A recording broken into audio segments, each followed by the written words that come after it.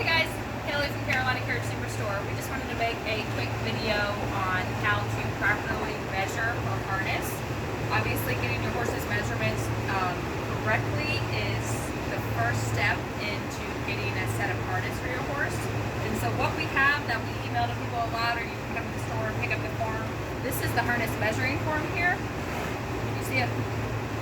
So there's 6 kind of key measurements that you need. Now you'll see other forms online that have a lot more measurements.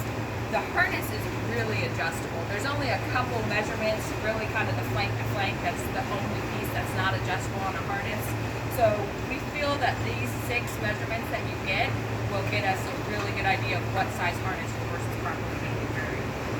So we have Ringo here today. He's one of our breeching stallions. He's an angel. And we're just going to measure him. And so a couple of the questions that it asks, so we can kind of get an idea of the size of harness or the type of harness that's going to be appropriate for your horse. We ask just what the breed is, how tall your horse is, what kind of vehicle you're going to want to be using, and the type of harness that you think that you want for your horse. Of course, we can talk through probably the best options, but we really want you to get what you want. So the first measurement that's on here is going to be from corner of mouth to corner of mouth. So that's going to be your bridle measurement. And if you look in the picture, it's kind of hard to see that the arrow is actually going around to the other side. A lot of times people will stop at the pole, and that's okay. We just double the measurement at that point. But really the best way to get the most accurate measurement is to go from the corner of the mouth over the pole all the way to the corner of the mouth on the other side. So I'm just going to hopefully he'll keep his head down so I can reach. So you want to come over here one. Actually, kind of see that side. I'm just going to go over him. So what we're going to do is, sometimes you might have to go inside the halter if it's pointed. So we're going to start at the corner of the mouth. And then we're going to go over Ringo's pole, just like the cheek pieces and the bridle will go. And then we're going to go to the mouth, to the corner of the mouth on this side. Of course, the halter's in the way a little bit, but you can tell we're getting about 48 inches on Ringo. So that's how you measure the bridle. Corner of the mouth, over the pole to the corner of the mouth on the other side. The next measurement that we're going to get is the girth, and I like to say that the girth is kind of like your pant size. That's the go-to measurement. It's pretty much the first measurement that I will look at when I'm trying to determine what size harness your horse should get. So the girth is going to go all the way around the body. Again, if you go halfway, which it kind of looks like that in the picture, that's all right, but the most accurate way is to go all the way around the girth of the horse.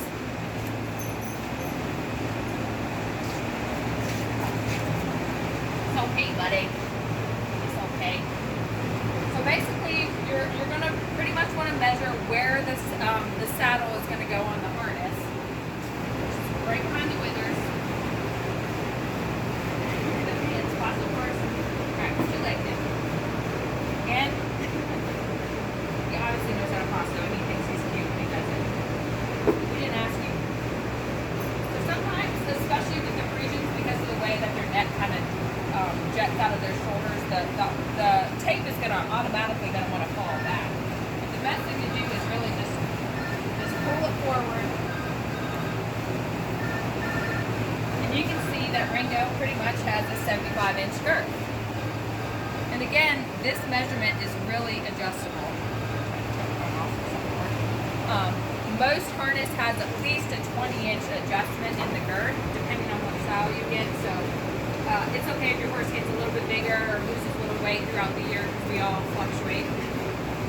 That's fine, but 2 inches of girth.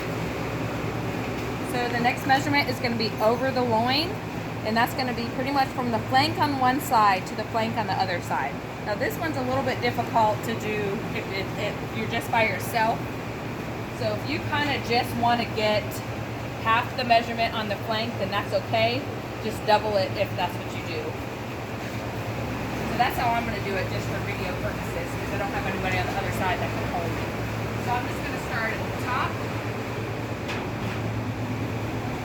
Is it easier to see on this side? Let's start over here. So I'm just going to start at the top here and pretty much go down to where I want the ring on the breeching to be, which is almost at the bottom of the flank. So with Ringo, I got 24 inches. But because I'm only doing half here, then when I write this down, I'm going to write down 48 inches for over the loin. The next one is from saddle to dock. This one's a little harder to do because every harness kind of stops at a different point on the dock. So this piece on the harness is really adjustable. So a lot of times I don't even look at this measurement, but it's helpful to have just in case the horse is really short or really long. So we're going to start at the saddle. And I like to tell people just to go all the way to the base of the tail. And we'll just measure to the tail cover at that point. Go from the saddle all the way to the base of his tail. I'm going to come over here one. You can see that Ringo is pretty much at 43 inches is what I would probably write down for this one. Okay?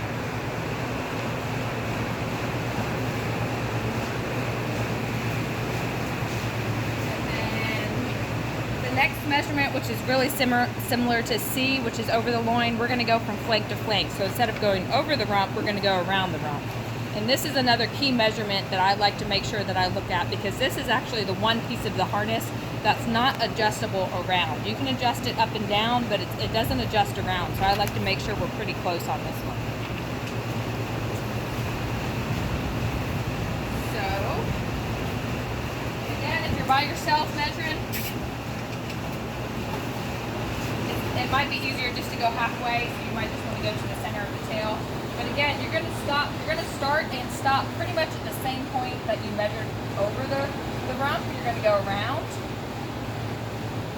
And he's halfway, he's at 27 inches halfway. I'm just going to drop the tape. Oops.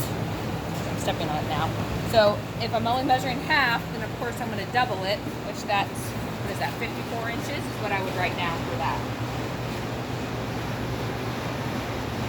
And then the last measurement, the collar. This is probably the most mismeasured measurement that you're going to get when measuring if you don't really know what you're doing, I guess. But it's also, if you're doing a collar style harness, it's the most important measurement. You really want to make sure that you have a properly fitting collar, of course.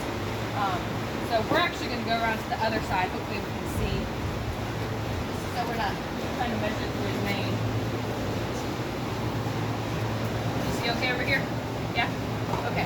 So with this measurement, what you want to do is, a lot of times you'll see people using maybe even a yardstick, or carpenter square is really the best thing to use, but most people don't have carpenter squares just laying around. So what you're going to want to do is you're going to want to make sure that you keep your tape straight. You do not want to curve around the neck. That's going to give you way too big of a measurement. But you want to keep your tape straight, and you want to measure along the horse's shoulder here. Basically where the collar is going to lie is where you want to measure. So I'm going to keep it straight. You kind of have to eyeball at the top of the neck about where it starts, and then you got an eyeball down at the bottom. Can you see it from the side? Can you see it's about 23? 23. You got it? So Ringo would be pretty much a 23-inch collar, okay? Now, you have to take the fact that you're going to be in a collar, have a collar pad, all of that stuff you have to take into consideration. But again, it's kind of hard when he's moving. You got an eyeball at the top, but my tape is straight. It's not curved. Then you eyeball at the top, and then you got an eyeball a little bit at the bottom, and it looks like it's going to end at 23 inches.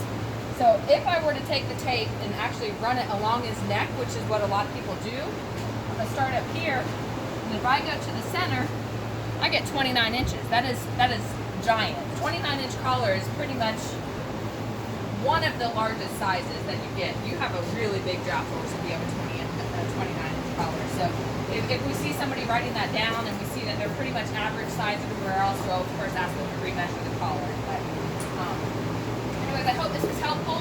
And if you guys have any questions on measuring or anything like that, of course, just call us or email us or whatever you have to do to get in contact with us. But we'd love to help you if we can. You guys have a good day.